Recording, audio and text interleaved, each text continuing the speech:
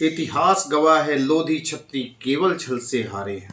इतिहास गवाह है लोधी छत्री केवल छल से हारे। या जब अपनों ने ही अपनों के पीठ पे खंजर मारे। प्रिय सुजाति बंधुओं, सादर जय लोधेश्वर जय अवंती।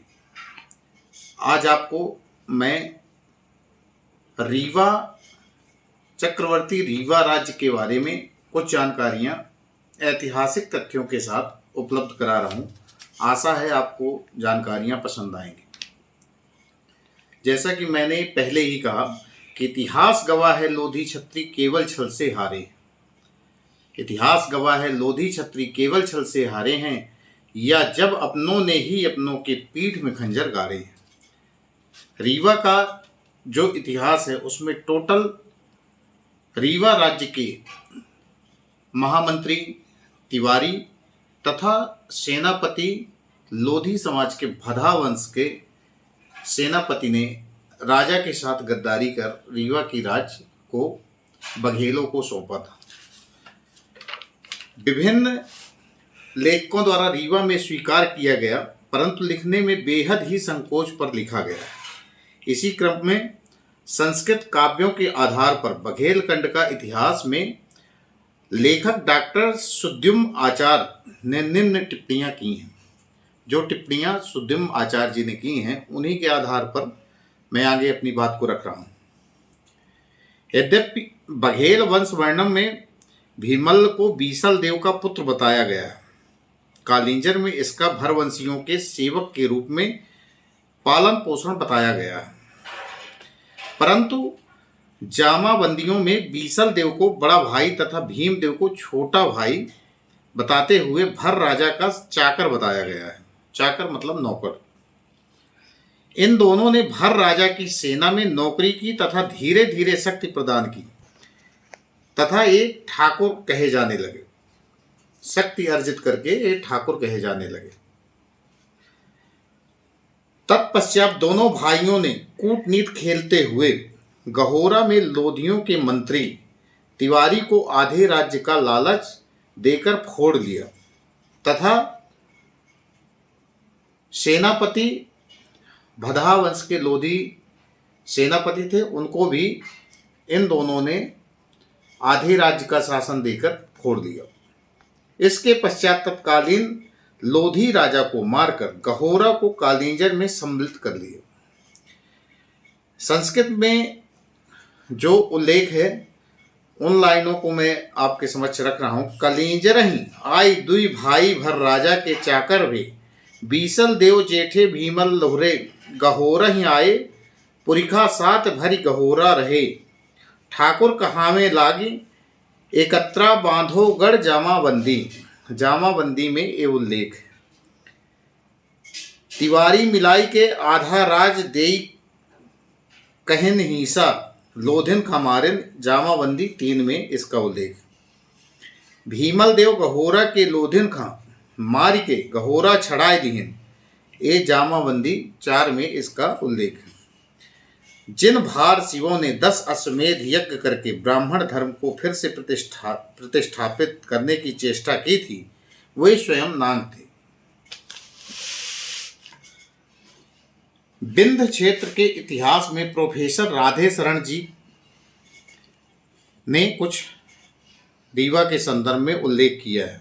उनका भी आज मैं इस वीडियो के माध्यम से, जो उन्होंने अपनी बुक में लिखा है विंध क्षेत्र का इतिहास, पृष्ठ 211, प्रोफेसर राधे शरण जी ने पृष्ठ 211 में स्पष्ट लिखा है कि विंध क्षेत्र में लोधी और उनके क्रियाकलाप। विंध्य क्षेत्र के सुर्कियों के समान ही लोधी भी अनार प्रतीत होते हैं। सुर्कियों के समान ही लोधी भी विद्याधन तलहार के स्थानीय शासक थे। जिस समय बघेल विंध्य तलहार में प्रविष्ट हुए, लोधी गहोरा में शासन कर रहे थे। वर्तमान में गहोरा उत्तर प्रदेश के बांदा चित्रकूट जिले में करबी से प्रायः 20 किलोमीटर पूर्व रेपुरा गांव के पास स्थित है। इसके दक्षिण में गहोरा खास स्थित है, जो अब नदियों के बांध में आ गया है। हम देख चुके हैं कि बघेल जब गुजरात से विंध्य तलहरी क्षेत्र में आए थे, तब कलिंजर के भर राजा की सेवा में आ गए। धीरे धीरे बघेलों ने अपनी शक्ति बढ़ाई, वे ठाकुर कहलाने लगे। शक्ति बढ़ाने के साथ ही बघेलों ने अपना स्वतंत्र राज्य बनाने का निश्चय किया। उनकी दृष्टि गहोरा में पड़ी, जहां लोधी शासन करते थे। ठाकुर भीम बघेल ने लोधी शासक के मंत्री तिवारी ब्राह्मणों को आधा राज्य देने का लालच देकर अपने पक्ष में कर लिया। इस प्रकार लोधी शासक के तिवारी मंत्री ने विश्वासघात कर मंत्री के इस विश्वासघात की आड़ में बघेलों ने गहोरा के लोधी शासक को आक्रमण कर और युद्ध में हरा डाला और गहोरा राज्य अपने अधिकार में ले लिया। लोधियों से गहोरा लेने वाला भीम का पुत्र राणिंग देव था, जिसे वीर भानुओदय महाकाव्य में गहोरा का पहला बघेल शासक बतलाया जाता है। मुस्लिम लेखकों में बघेल राज्य का नाम भाट गहोरा मिलता है। इस भाट गहोरा का केंद्र कालिंजर था। इस प्रकार लोधी का शासन समाप्त हुआ। साक्ष्यों के अभाव में गहोरा के लोधियों का पूरा इतिहास देखना अभी संभव नहीं हो पाया।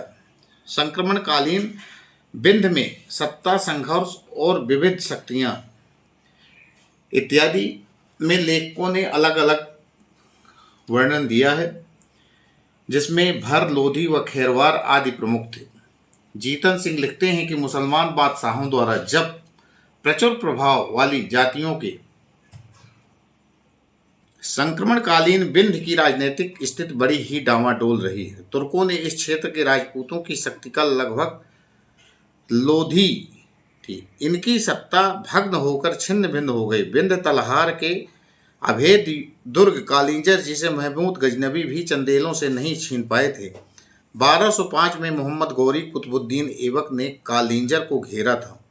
तदंतर उसे 1234 ईस्वी में सुल्तान इल्तुतमिश के एक जनरल मलिक नुसरद्दीन तामसी ने अपने प्रभाव में लेने का प्रयास किया था,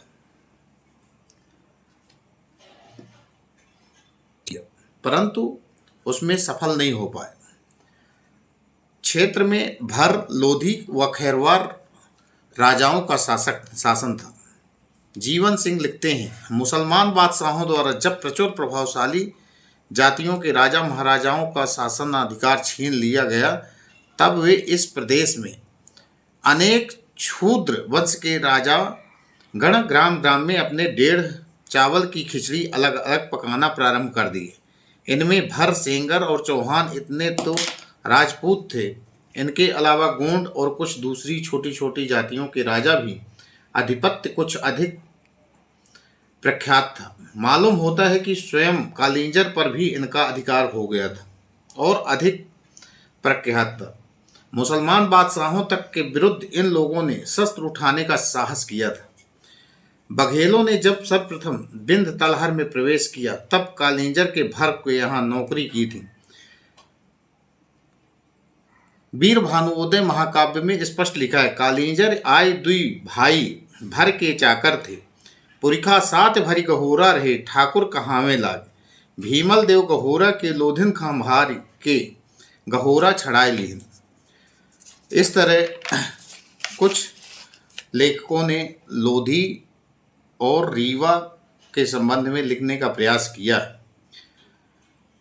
मैं अपनी बात को शुरुआत में ही मैंने कहा था कि इतिहास गवाह है लोधी छत्री केवल छल से हारे, या जब अपनों ने ही अपनों के पीठ पे खंजर मारे।